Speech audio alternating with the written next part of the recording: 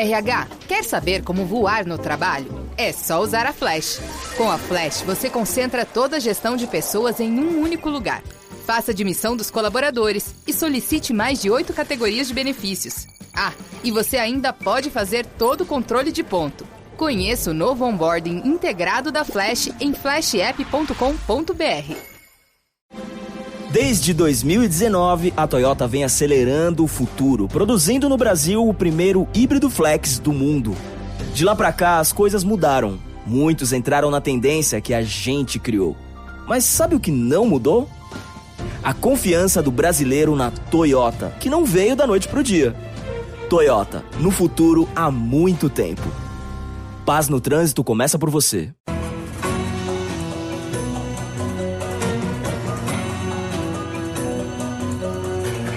From Wall Street to the White House, this is the Larry Kudlow Show. All right, famed New York Post columnist Miranda Divine, also a Fox News contributor, has a great new book out. It's called The Big Guy, How a President and His Son Sold Out America. Miranda, thank you for doing this. Thanks for coming on set on the TV show. We appreciate that. Thanks for a great book party, for that matter. All these good things. But, you know, when we're talking on the TV show, I understand what this book gets at, not just the Hunter laptop. Your point to me, or one of your key themes, is the deep state, all these like the CIA or the FBI or the Justice Department, all protected Joe Biden and Hunter in their various criminal enterprises. Now, is that fair? Is that a key point here? Yes, 100%. Thanks for having me on, Larry. Exactly. And that's what the book is about. It's about the cover-up, and which became evident the minute that we at the New York Post published the first stories from the laptop and got immediately censored. Hello? Oh, you're still... I'm sorry. I lost you. Oh, can you hear me now? Yeah, I got you. Yeah, exactly. You've summarized it perfectly. That's what the book is about. The Big Guy is about the cover-up. And the cover-up became evident to us at the New York Post the minute that we started publishing stories from the laptop and immediately got censored. And so immediately got censored by these... By Facebook and Twitter, big tech. And the reason at the time, October 2020, 3 weeks before that election, we just thought it was big tech being political.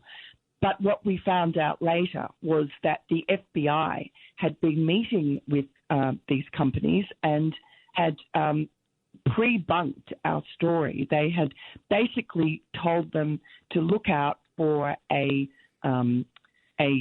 sort of a disinformation leak, a hack and leak dump from Russia, likely in October and likely about Hunter Biden. And so when Twitter and Facebook saw our story on October 14, 2020 about Joe Biden that came from the laptop, they knew that this was the story that the FBI had been warning them about for weeks. And so it only took them a couple of hours to just take it down, lock our account. Twitter accused us of purveying hacked materials. And, of course, it had nothing to do with Russia, nothing to do with hacking. And so that slowed the story from getting any traction with the rest of the media.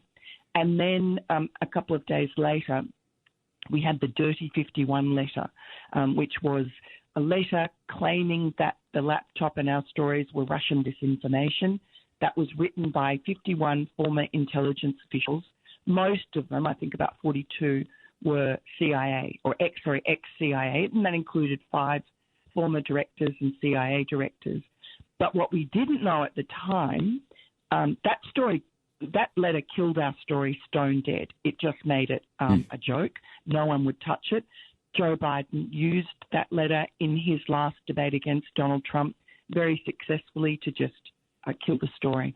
And so we didn't know at the time, but what we now know, thanks to the Republicans in getting control of the House and subpoenaing people and getting CIA people in and getting whistleblowers, is that letter was actually sanctioned. It was given the green light by CIA director at the time, Gina Haspel. So it was a CIA operation to intervene in the election on behalf of Joe Biden to ensure that Donald Trump did not win. That was a domestic election interference operation. And we know from polls that in such a narrow election, won by just a few thousand votes in a handful of states, that enough Biden voters have said in polls that they would have changed their vote if they'd known about Biden corruption. You know, Miranda, the guy who triggered that letter is Anthony Blinken, who's now the Secretary of State. And he did it through his little agent, Mike Morrell, who was a former deputy CIA director and who desperately wanted to be the CIA director. So you're spot on. I mean, all this stuff is spot on and factual. Now, okay, so the CIA is complicit. The FBI is complicit. I believe that you write the Justice Department is complicit also in this. Yes.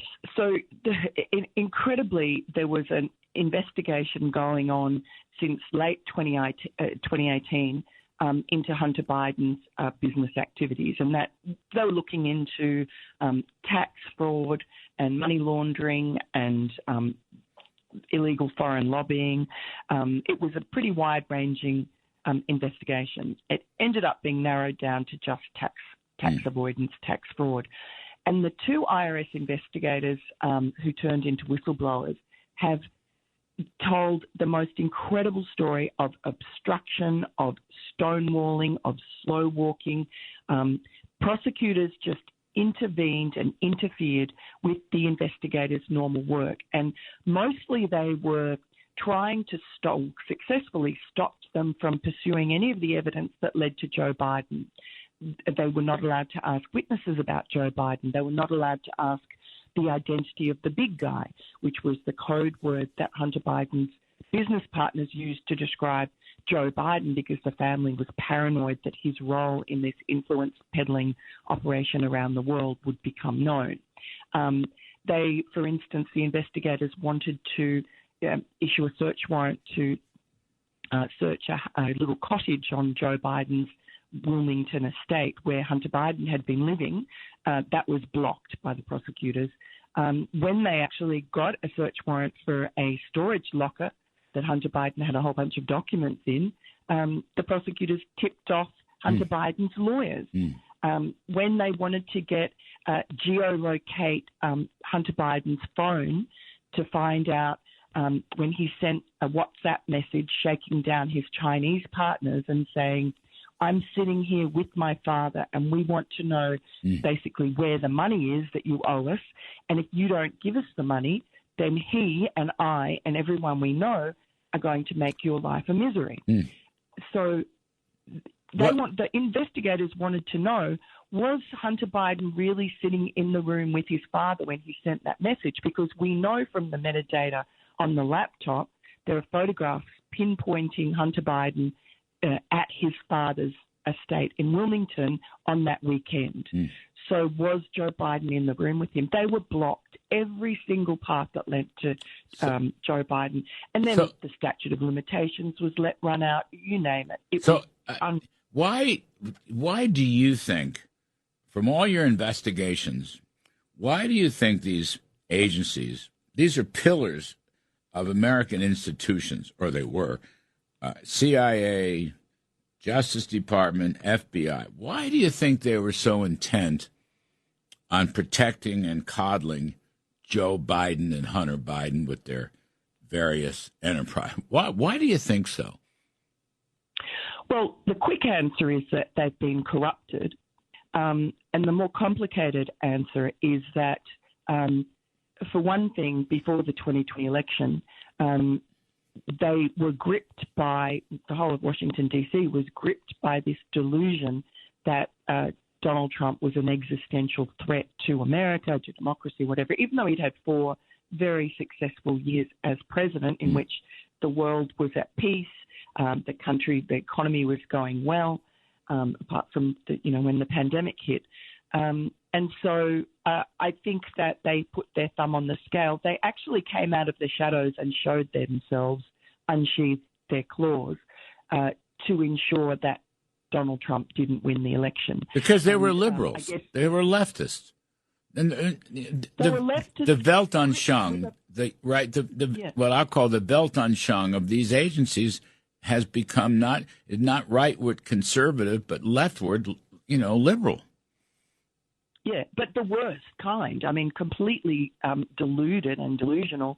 But there's another deeper answer, which is more sinister, and that is that Joe Biden was a creature of what the Obama people used to call the blob, and that is the triumvirate of the CIA, the State Department, and the Pentagon.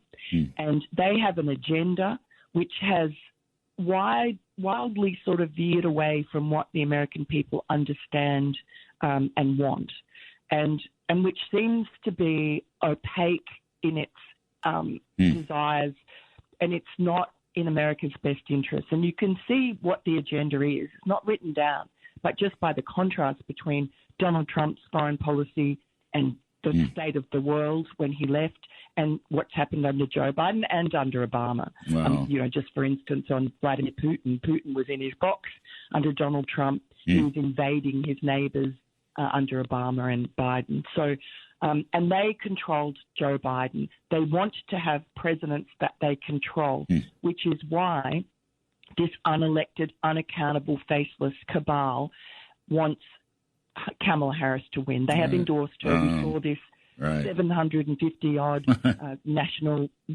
security people came out the other day, signed a letter endorsing her as, can you believe it, the most serious and most capable candidate to become Commander-in-Chief. Yeah, really. Anyway, Miranda Divine, name of the book is The Big Guy, How a President and His Sons Sold Out America. Terrific book. Everybody go out and buy it. Miranda, thanks for coming on the show. Folks, we're going to take a quick break. And Ambassador Robert O'Brien, former National Security Advisor, we're going to talk about Israel, and then we're going to talk about why Europe hates America. I'm Kudlow. I'll be right back. Larry Kudlow.